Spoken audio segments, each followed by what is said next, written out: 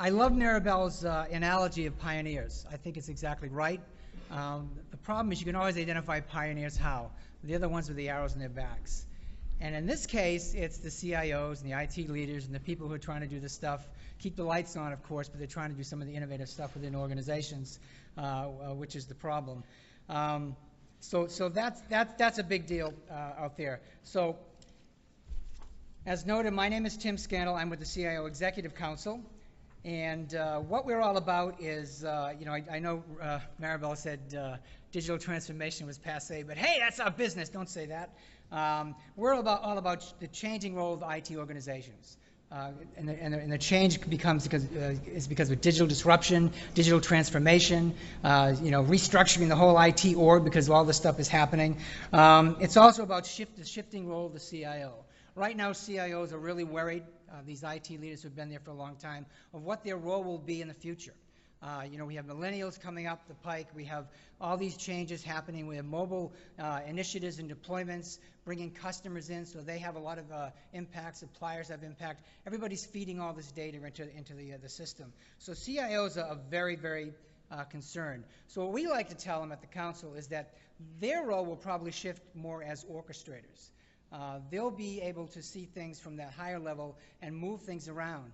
But if you listen to IDC and you see what some of the things that they're drawing in terms of their 3D structures, you see the influence of the CIO slowly going down to the left and down, and all the people who are involved in digital initiatives and innovation, their stuff is coming up and their influence is coming up as well.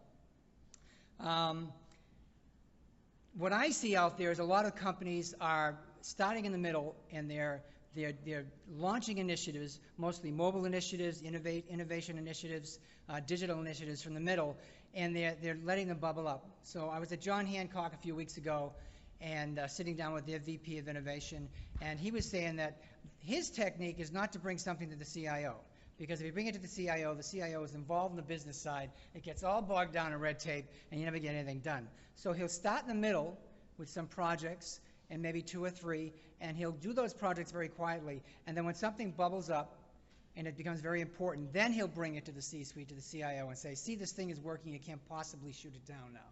And that works for them. Then you have companies like the MITA Corporation who they don't have a CIO, and they're in the process of some sort of an acquisition right now or a merger, but they don't have a CIO, and they really aren't looking for a CIO, because they have people in the middle who are doing things quite nicely and reporting up to management and working with the business side, and things are getting done without that layer of red tape. So the CIO role is changing for a lot of those reasons, but one of the chief reasons, of course, is technology. And part of that technology is security. Security is very important. We're moving from an era of maybe management and control and mitigation, hoping things don't happen, and what can we do if something does happen, to more preemptive and more predictive approaches to security. And we talked about what data analytics is doing and what machine intelligence and machine learning is doing, and that's all going to feed into security, to knowing stuff will happen before it happens. At this point, at this juncture, I was going to talk about a lot of figures about how awareness for security has increased substantially among CIOs, and everything is bad out there. I'm not going to do that. I think we all know it's bad, and I don't want to be the purveyor of bad news.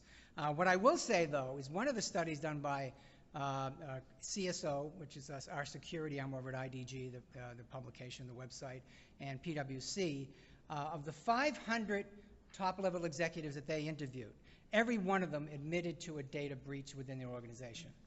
Every one of them. And those are only the cybersecurity incidents they knew about.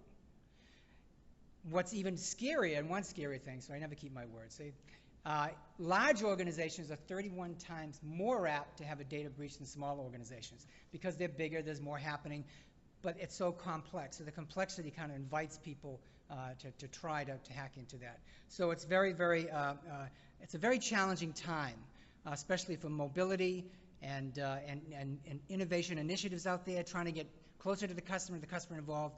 There's a lot of working parts. So we have a really great panel to address some of that stuff today. And I'm going to make some introductions, and I'll ask them to raise their hand when I say their name. So we have Gautam Roy, who is the Vice President of IT for Waste Management and everybody knows waste management, and Saturday mornings when those trucks come rolling along at 6:30 a.m., damn you, waste management. But the U.S.'s largest waste management company going. Bill Weeks, the Senior Vice President and CIO at Square 2 Financial. We have George McQuillister, Principal IT Solution Engineer in Mobile Operations Support for PG&E. Rene, Charbonneau, Mobile Innovations Analyst for Air Canada. And finally, Marvin Cruz, who was formerly with the Los Angeles Unified School District, a massive school district where they had a lot of mobility operations focused on students. They did some really amazing things. And he's now CTO with Group CGI. And I'd like to invite everybody. I can barely see you with the lights. That's why I'm kind of like, I shouldn't have used the screen here. I'm actually blind. But if you raise your hand, there's somebody going around with a microphone. Get involved with the conversation. I want this to be a very interactive discussion. So let's start. A lot of people believe that security is an IT problem until something happens and it impacts the business side. But trying to convince the business side and the board that security is very important and it's not an IT issue is a struggle for a lot of organizations. I wonder if you can tell me if you have ever faced this problem, because some of you are now in the early throes of mobile initiatives. Others, like Gautam, have been using mobility for a while and pretty innovative stuff. Tell me about some of the difficulties or some of the tricks you did to convince the business side that security has to be top of mind. So, you're right. It's really not a technology problem. But at the same time, how you convince the business when they really don't see a direct benefit from it, right? So having and establishing an enterprise risk management, having a security governance in place, communication, ensuring that you have a risk register in place. These are some of the foundational things that you have to have in place, and the dialogue to ensure that this is really not a technology problem, but indeed a company problem. And Bill, you're nodding yes, so obviously you agree with that? I do, and actually I've seen some very encouraging news. The National Association of Corporate Directors came out probably a year and a half ago and really encouraged boards to start looking at information security and understanding what that is, why it's important, and how to deal with it. I think you have to put it in layman's terms for the board, and I used a very simple example when I was talking to one of our board members, which is I said, I used to have a bag phone. Everybody remember bag phones, right? Well, my friend Tommy had a bag phone too, and I had a scanner. So one day, I was listening to my scanner. I knew the frequencies that I could pick up on the bag phone, and I listened to Tommy's conversation. That's just like the internet today, and if you don't protect that communication, it gets out there in the public eye. But you have to strive for that happy medium, and the internet is changing the whole operation of business. Yes. It's expanding the spectrum. But so, with all that happening, how do you get by all the hype and convince people on the business side that you really have to think security first? I do it by saying there's really three realms, right? So the first realm is we have to protect our company, our employees, all the data that we have in the company. That's the first thing that we need to protect. The second is we have to protect our customers. So if you look at, if you have a mobile app out there, or if you're producing products for third parties, you have to be able to protect them too. You've got to have that security built in. And then the third is probably the most important responsibility, which is me, right? I need to know the security around me, whether it's passwords, whether it's anything else that I do, because the most vulnerable thing that we have today in our organizations are people, not machines. Yeah. Okay. Let me piggyback on that. Go ahead, George. I would say the same thing. We've had a heightened awareness and some actually proactive campaigns that we've undertaken in recent years around the security posturing. I would argue even that it has to become a part of your organizational culture, right? It has to be a behavior that becomes secondhand nature, that just becomes a part of how people do their work. I mean, one of the ways that we're doing that today is this year we introduced an enterprise records information management program. So there's mandatory training that every employee has to undertake as part of their annual training for awareness around what type of information needs to be protected. But is that difficult? I mean, you see all the signs now with Homeland Security. If you see something, say something, and you can do the cultural campaigns like that. But what it comes down to is like, oh, I got to deal with more passwords, more structure. You're changing my password every 3 weeks. I've used every word I know in existence, don't bother me anymore. How do you get over that? I had a personal experience with that. So, quick show of hands, Starbucks customers out there. Use your smartphone to order, okay? Never seen an announcement anywhere? I got hacked last year. Okay? Get ready to go into the store one day to go get the coffee, and it's kind of like, whoa, balance is zero. I'm calling the wife. Did you do something on the account? What's going on here? It turns out that they didn't formally announce it. At least I've never seen anything to that effect. But basically what had happened is somebody had hacked into the account. And fortunately, we didn't have it tied to any credit cards because we do all, I add on when I'm in the store, right? But the account got hacked. I called Starbucks up, and they wouldn't own it, but they very graciously said that we will refund you your money. Yes, and you get an extra, and we're sending you an extra $5 on your card. And a month later, it happened again. Okay, and that's because you're dealing with public access points and all that stuff? Well, in this particular instance, I was basically on a carrier network. I wasn't even connected over Wi-Fi.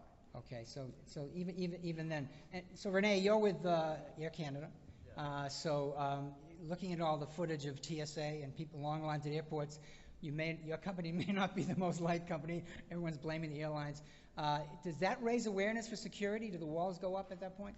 Well, there's two different types of security. There's digital security, and then you have the security at the airports.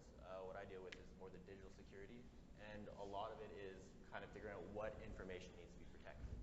So what we do is we create partnerships with the business. The same way we would say what kind of experience you want to deliver to our customers being the enterprise.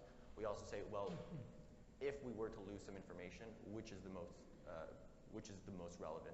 What is the biggest risks? And we start working with them and also with corporate IT security to form different patterns that we can use to make sure that these applications and endpoints are secure. Endpoints not just being your mobile device, but also your desktop, the APIs, all of these, making sure that the information that is accessed is pretty much just-in-time information. It's only what you need at that point and nothing more. Because a lot of times when you're dealing with your own employees, they have a lot more access than the typical customer will have. So it's very important to make sure that those endpoints are secure. So by having the business also responsible for that security, we can form a partnership that makes sure that our data is secure. Okay, so you talk about those two levels of approaching security within an organization. So focusing on the technology, there are a lot of vendors, a lot of sponsors at this conference, and they have VMware security, application security solutions. Are the tools out there adequate enough as we go more B2B and B2C and we're getting customers involved? Do a lot of companies, or do you resort to building your own alternatives, or maybe a hybrid of something? How does that work? Marvin, you want to comment on that? Well, can I shift the question a little? There's something I wanted to comment on. Yeah. No, I just wanted to comment on your first question on getting the business more involved. And so as I was hearing them talk about it, I was thinking that one of the things that usually helps is also getting an independent assessment of your systems. Mm-hmm. There's no such thing, I think we can all agree, there's no such thing as a 100% secure system. Right? Getting a third-party assessment that can come in and find all the different security holes, flaws that you have in your system, and presenting that to the business, I think that really helps a lot. To tell them that, look, we really are exposed to all these different things, and there's no one's fault, really. You can't, I don't think they're going to go back and blame IT for having all those different things. I think it's in the best interest of the company, overall organization, to identify those areas and address those areas. That helps, I think, quite tremendously in getting the business involved. Once they know that there's all these security flaws or holes that we're exposed to, and coming up with a plan that both IT and also the business can jointly work together. So anyway, I just wanted to make that comment. That really helps. And that all sounds good on paper, but I think I can see difficulties in finding a vendor who can do that, yet knows your business, knows your culture, because culture is important, as you mentioned earlier.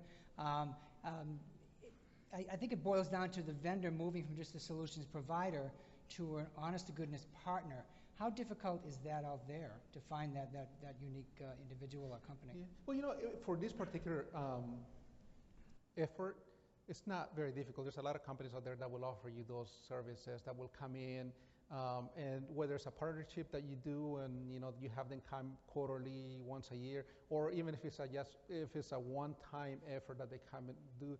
There's a lot of companies, small, medium, large, that can come and do an assessment, run their own set of tools. You identify your critical systems and give them access to the system. You can give them some lower level access and see if they can, access anything else within that environment. You'll give them a little pilot, Phil? And I think it's not only important to have somebody test your systems, but to test your people. Okay. How many of you out there, show of hands, fish your own company? Yeah. Right, I see a couple hands out there. We started that about a year and a half ago as a part of our security awareness program. Last month, we sent out an email to to 90 of our employees saying that they got a free year of Amazon Prime from Virtue Financial.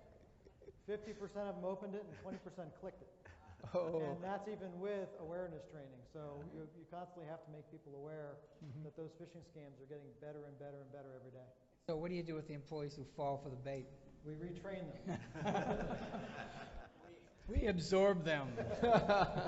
We are the Borg. Yeah, just to piggyback on Ramon's comment, as far as finding vulnerability or penetration testing firms, what we try to do is to work with firms that have worked with us in the past, either from an audit aspect or finance or business strategy transformation. Because when we try to do these types of audit, we usually don't start from a technology perspective. Here's the firewall, here's the open IPs come and try to hack us. But we start from the dimension of our business processes. This is our e-commerce. We are the fifth largest logistic company in the world, and so forth. And having that business type of knowledge for these companies, and then understanding what they're going after and how they should, how we are using those business processes, and how our customers are going to use those business processes is extremely important to put things in perspective. Getting back to the tools question, since you've been in mobility a long time with all your initiatives, did you have to develop all your own stuff and sort of reinvent the wheel a little bit? No, that's not our core competency, so we usually try not to do that. So if I look into what we have in the wired and the wireless, the part that we think we need the most help is from the end device to the AP, because once it hits the AP, then after it is wired connection. So that part of the world we've been working on for a long time.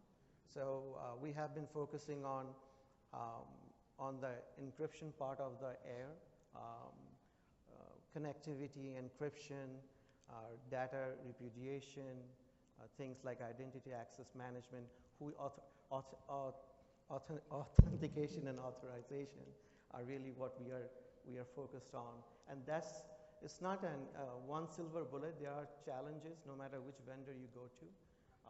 So we have to make the best use of what we have right now and then build the tiered defenses around that.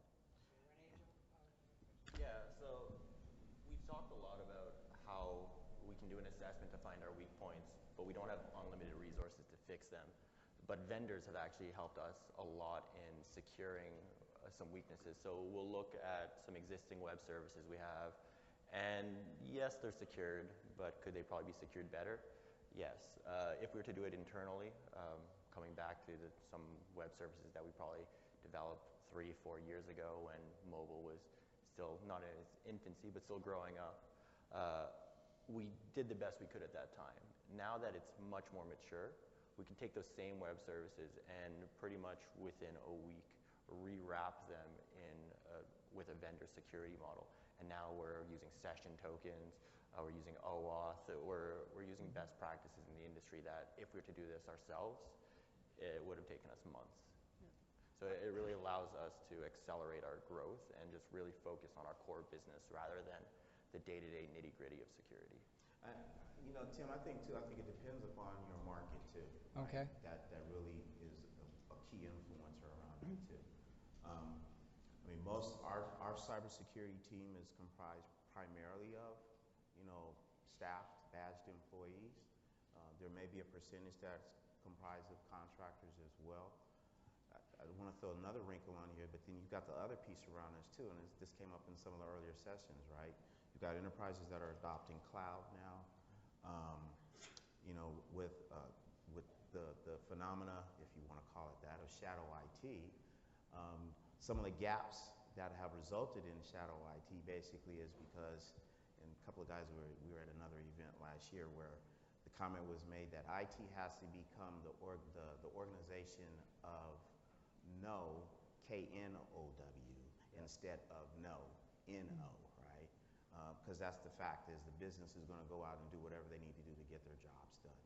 But when you take those two elements together, you're going externally. So there's the other piece of this too, where you have to have third-party security reviews too, right? So if I'm going to go host something out in the cloud somewhere, or I'm going to be partnering with somebody who's doing some external app development, back to your comments around standards and common practices and what you do in-house, you have to bring all of that together as well.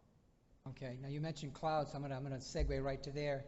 So George, with PG&E, there's it's like an infrastructure worry as well in terms of keeping these things humming along, and as you get more people involved in the process of controlling things from the outside, do you see some chinks in the cloud armor that concern you, keep you up at night? If I told you that, you'd have to kill me. I'd have to kill you. Oh no. No. How many times have I heard that?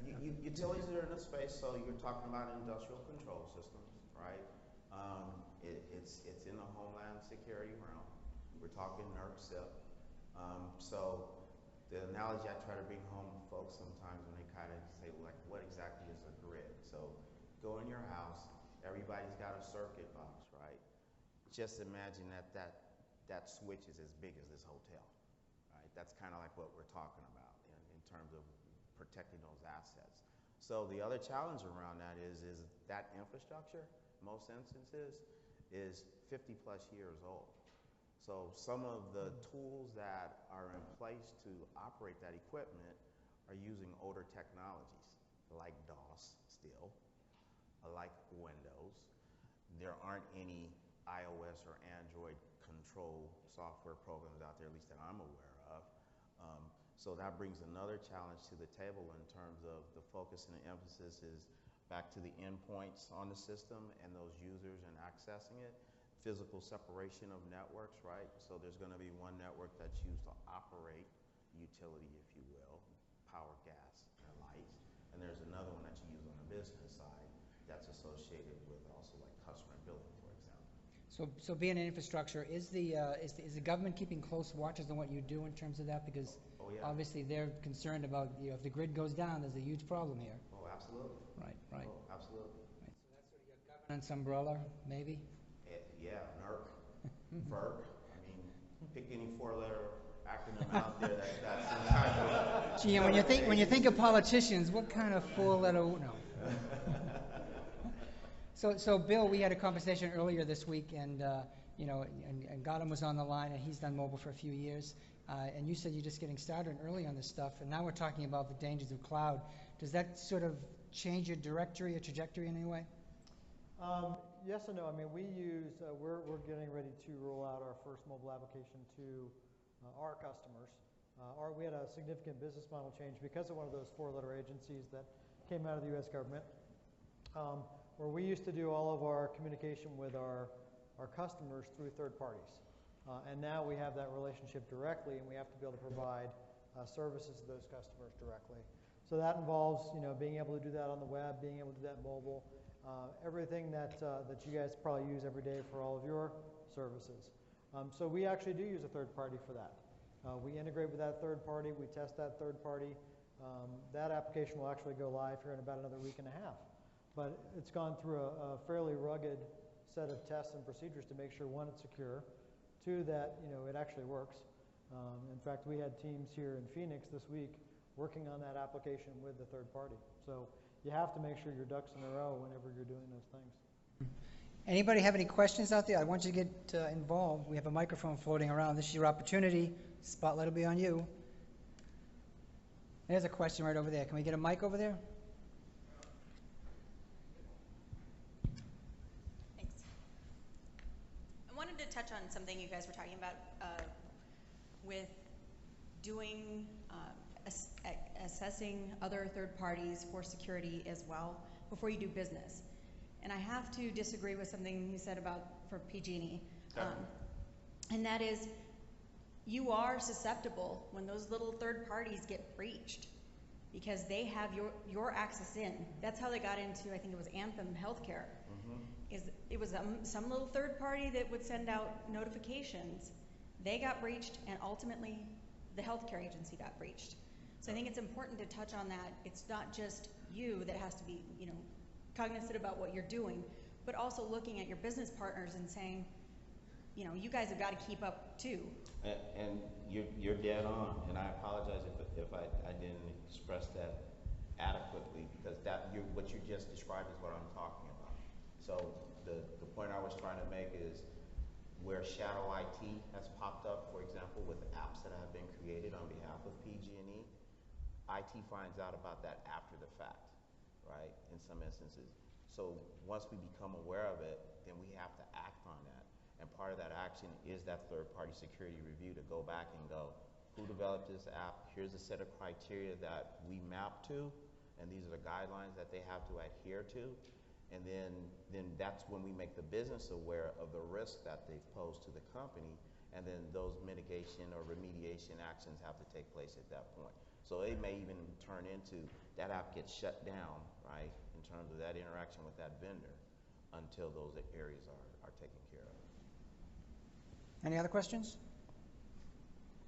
All right, so 64.9% of IT leaders, if you want to be really exact, think that the cloud is as secure or more secure than an in-house or on-premise solution.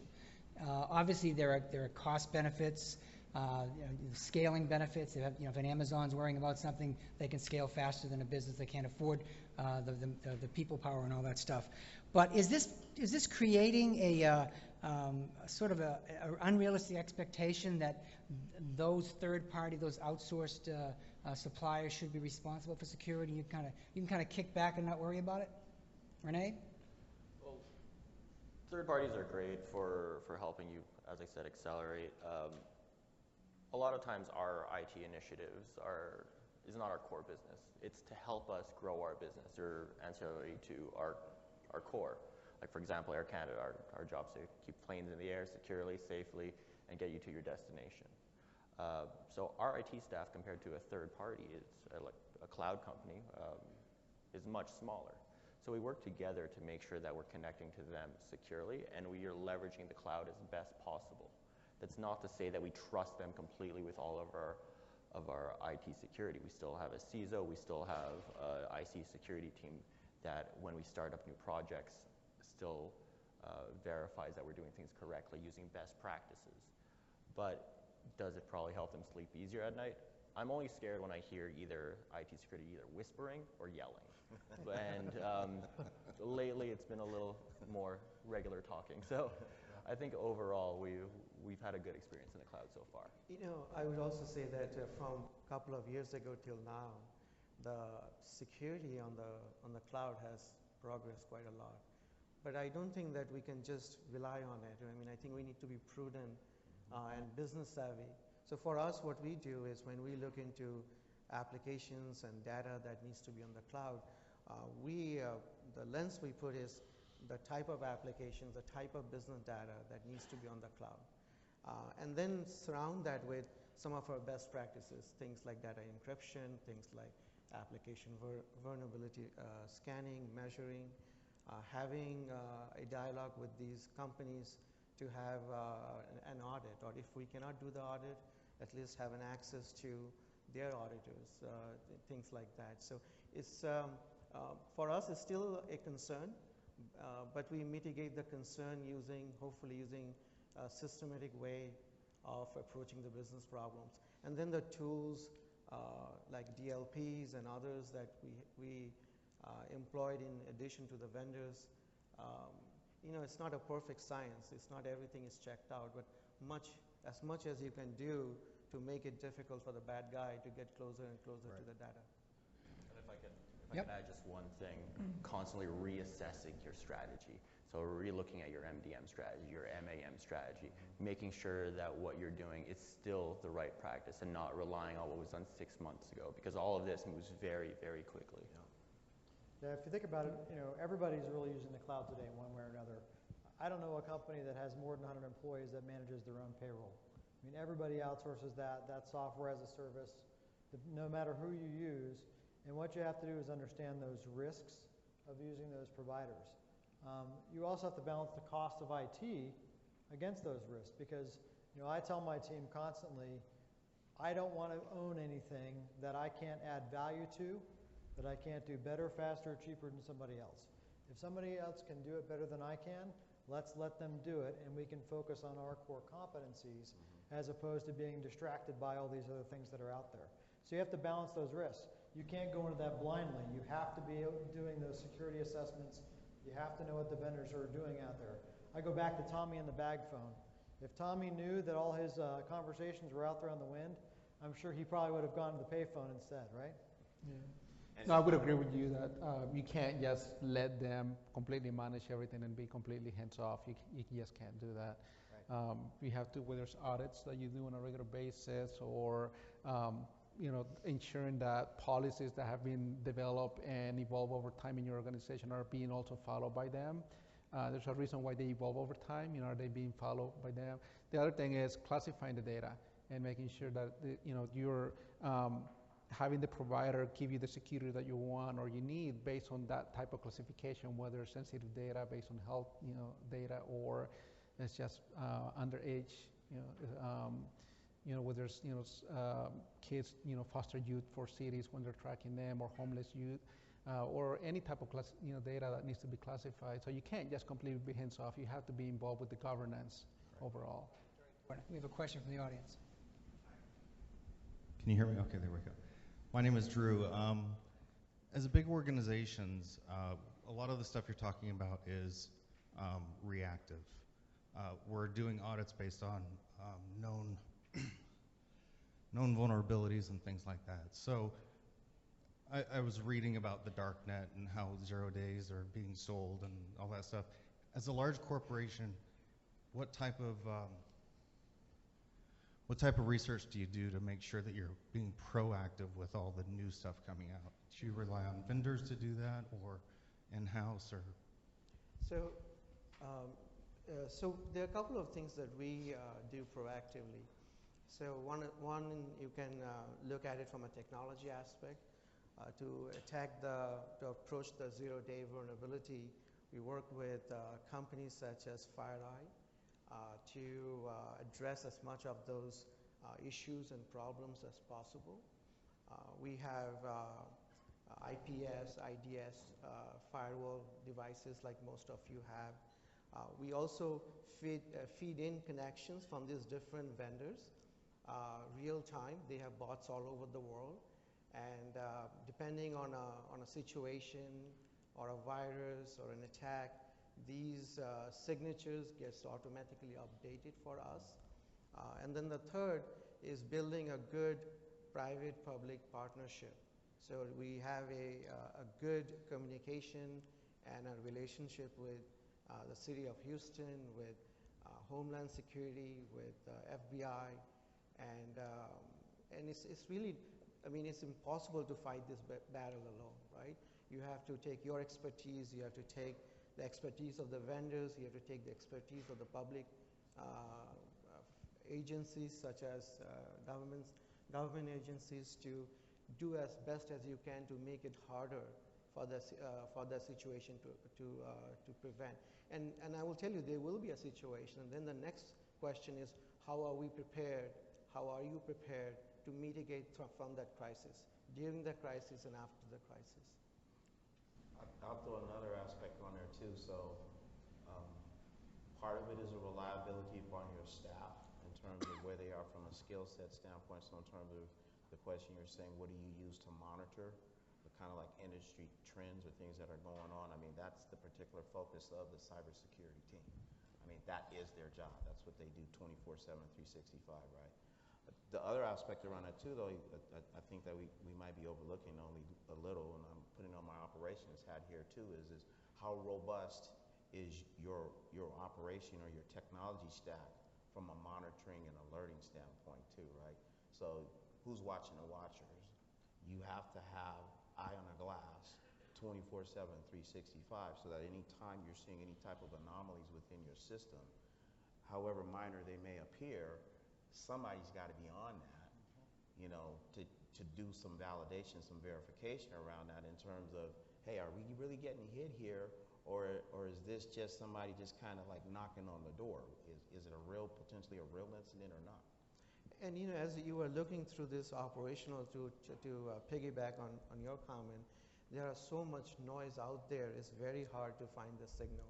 So basic process engineering like Six Sigma or Lean helps a lot to clean as much as you can the noise from the system. And the way you do that is having a dialogue with your employees, having a dialogue with your business partners, and you know, we have 7, 24, 365 SOCs. What we wanted to do and what we have done, and this is an evolution, is to make that noise as much as possible so that the signal comes up, so that our guys, our folks has a fair chance to identify a problem and then do something about it.